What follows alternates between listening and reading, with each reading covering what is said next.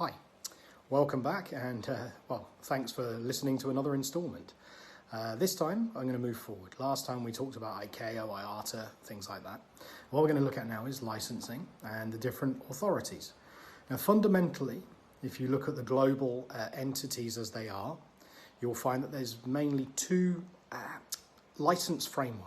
The FAA, which is fundamentally American, Federal Aviation Authority, and EASA, European Aviation Safety Agency. So these two are the primary frameworks that most people follow. So if you look around the globe, all of Europe obviously follow EASA. And then if you look at China, Australia, South Africa, places like that, they typically follow the FAA model.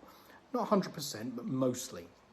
Now all these licensees are ICAO compliant. So ICAO, as we covered last time, is the global authority. As long as your license is compliant with their minimum regulations, it means that your pilots can fly anywhere in the world. Now there are differences between the two frameworks. I'll go more into licenses in another episode, but right now we'll look at the training required to gain your license. So if we look at the highest level license, ATPL, Air Transportation Pilot's License, that's the license you need to be a captain of a passenger aircraft or a large jet, typically. Now to gain that with the American route, you're going to take written tests wise, you'll take the PPL written exam, PPL.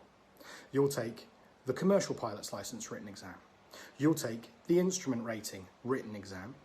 And finally, you will take an ATPL exam. So you've effectively got 4 written tests to get there. And anywhere between 200 and 250 flight hours to pass the required flight exams, of which there's at least 4.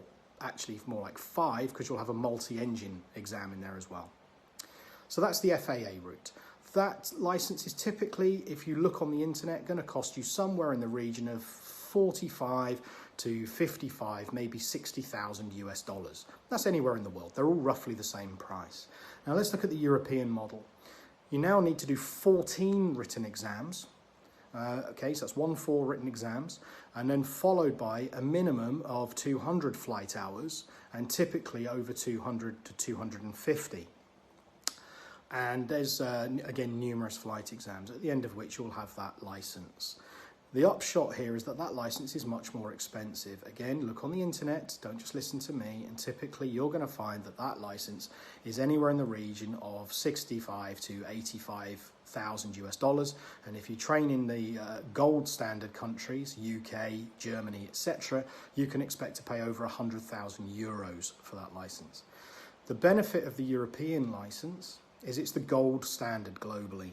You can convert that license to any other ICAO license simply. So for example, I've got the European.